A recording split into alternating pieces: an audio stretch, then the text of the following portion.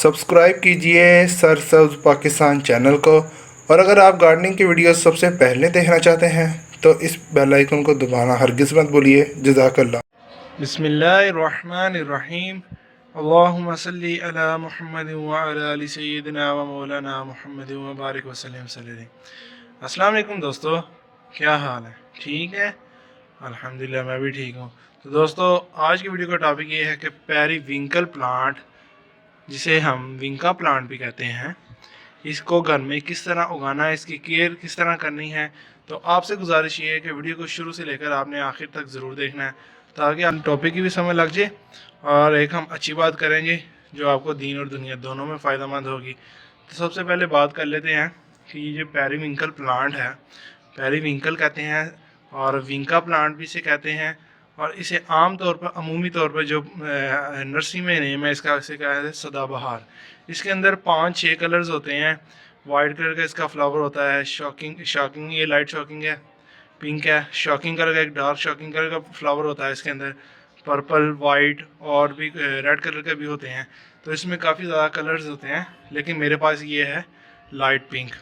तो आप जैसा कि देख सकते हैं कितना बुशी प्लांट है, काफ़ी बुशी प्लांट है और काफ़ी बड़ा हो चुका है अल्हम्दुलिल्लाह।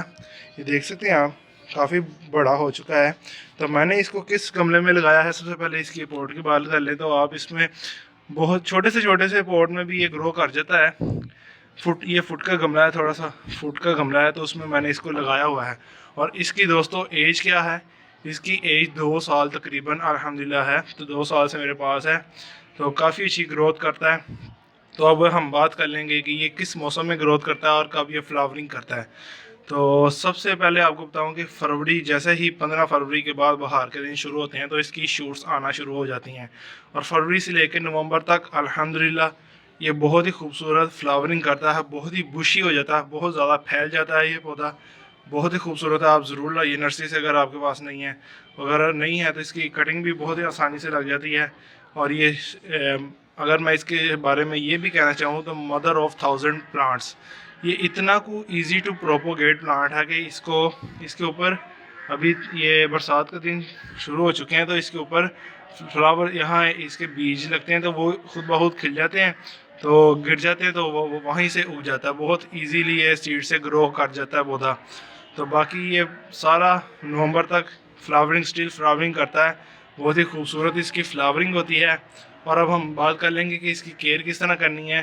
तो दोस्तों, इसके ये फूलदार पौधा का देसी पौधा है, तो आपने इसको ज़रूर फुल डे सनलाइट में रखना है। और जैसा कि मई जून में थोड़ी सी गर्मी बहुत ज़्यादा गर्मी होती है, तो इसको थोड़ा सा शेड में आप रख सकते हैं। वैसे आप पूरा साल इसको फुल धूप में भी रखने तो इस प्लांट को कोई परवाह नहीं, इतनी जल्दी ये मरता नहीं है। इसको पानी की रिक्वायरमेंट इसकी कम होती है, ज़्यादा नहीं होती। और बाकी आप इसका मैं स्टैम्प दिखाऊँ, अल्हम्दुलिल्लाह दोस्तों काफ़ी मोटा हो चुका है, इसकी एज जो काफ़ी ज़्यादा है।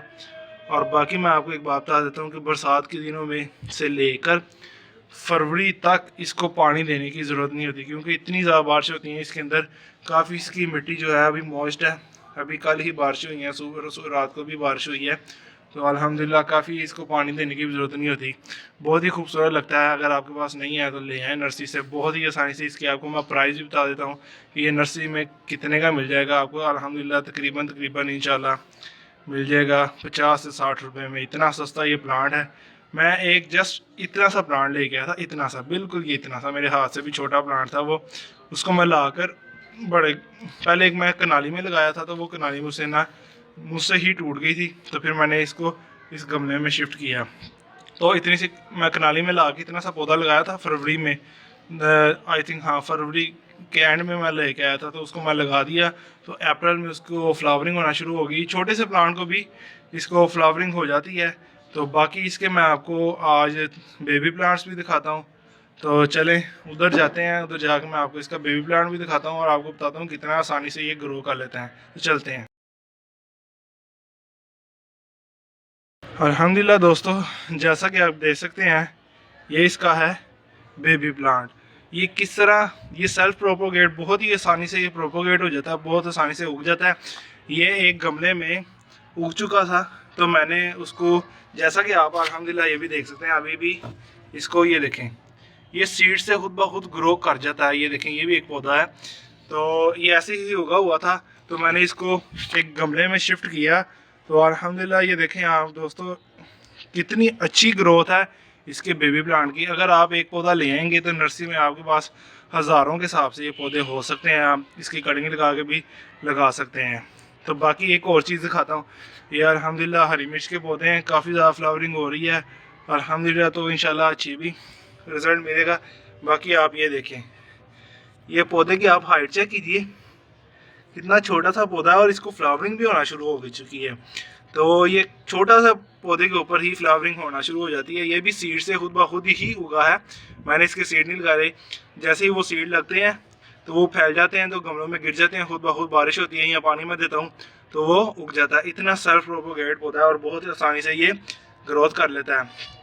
تو باقی جاتے ہیں مدر پلانٹ تک.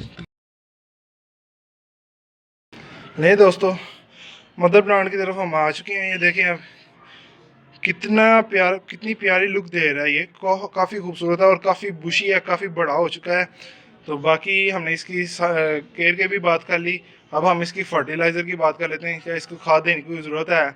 آپ اس کو کھاد نہ دیں اس کے کام ہے فلاورنگ کرنا. یہ بہت ہی خوبصورت فلاورنگ کرتا رہتا ہے. سدا بہار اس کا نام ہی اس لیے ڈلا کہ یہ سدا بہار فلاورنگ کرتا ہے. اس کو کوئی کھاد دینے کی ضرورت نہیں. اگر آپ دینا چاہتے ہیں ویسے تو میں اس کو 15 دن بعد یا مہینے بعد اس میں گوبر کی ٹی کمپوسٹ جو ہوتی ہے وہ میں بنا کر اس کے اندر ڈال دیتا ہوں. ڈیٹ سیڈ اور کچھ نہیں ہمیں کرنا پڑتا. کوئی اس کی کچھ بھی کیئر اس کی نہیں کرنی ہوتی. باقی جتنی آپ کو چیزیں میں نے بتا دی ہیں وہ آپ اگر یوز کریں گے تو کافی اچھا آپ کے پاس پلانٹ گرو کر سکتا ہے. اور ایک ٹپ یہ ہے کہ اس کو ہم کس طرح زیادہ سے زیادہ ڈیوائڈ کر سکتے ہیں. تو یہ خود بخود بھی ڈیوائڈ ہوتا ہے, لیکن آپ اس کو بشی بنانے کے لیے آپ یہاں سے اس کو کاٹیں گے. یہاں سے کاٹیں گے تو سائڈ برانچز کافی زیادہ نکلیں گی, تو انشاءاللہ کافی اچھا ہو جائے گا. تو اب ہم کر لیں گے ایک اچھی بات, جو جیسا کہ میں ہر ویڈیو میں بات کرتا ہوں. تو دوستو آج کی اچھی بات یہ ہے, جیسا کہ آپ جانتے ہیں آج جمعۃ المبارک ہے. تو آج مسلمانوں کے لیے عید کا دن ہے, بہت خوشی کا دن ہے. جو دنوں کا سردار ہوتا ہے, جو سب سے اعلیٰ دن ہوتا ہے, سب سے زیادہ فضیلت والا دن جو ہے وہ جمعہ ہے.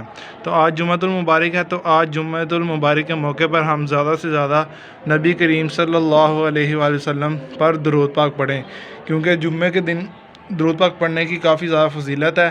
تو حدیث پاک کا مفہوم ہے, جس مفہوم عرض کرتا ہوں کہ نبی صلی اللہ علیہ وسلم فرماتے ہیں جو شخص میرے پر ایک مرتبہ درود پڑھتا ہے, میں اللہ تعالیٰ اس کے 10 گناہ معاف فرما دیتے ہیں, اس کو 10 نیکیاں ملتی ہیں اور اس کے 10 درجات بلند ہو جاتے ہیں. تو کتنی اچھی بات ہے, کتنے اچھے فضائل ہیں. تو میں بھی نیت کرتا ہوں, آپ بھی نیت کیجئے, کم سے کم دن میں 100 مرتبہ تو ضرور ہی تسبیح کیا کریں, اللہ کے نبی پر درود بھیجا کریں. تو میں بھی نیت کرتا ہوں, آپ بھی نیت کیجئے. آج جمعہ ہے تو زیادہ سے زیادہ درود پاک پڑھیے. تو ملتے ہیں کسی اور ویڈیو میں. تو ویڈیو اچھی لگی ہو تو لائک ضرور کر دیجئے. چینل کو سبسکرائب نہیں کیا تو کائنڈلی سبسکرائب کر دیجئے. اور آپ مجھے انسٹاگرام پہ فالو کر سکتے ہیں, فیس بک پہ بھی میرا پیج ہے, اس پہ بھی آپ مجھے فالو کر سکتے ہیں. تو پاکستان میں پودے لگاتے جائیں, پاکستان کو ہرا بھرا رکھیے, ماحول کو خوشگوار رکھیے. دوستو میں آپ سے اجازت چاہتا ہوں. اللہ حافظ.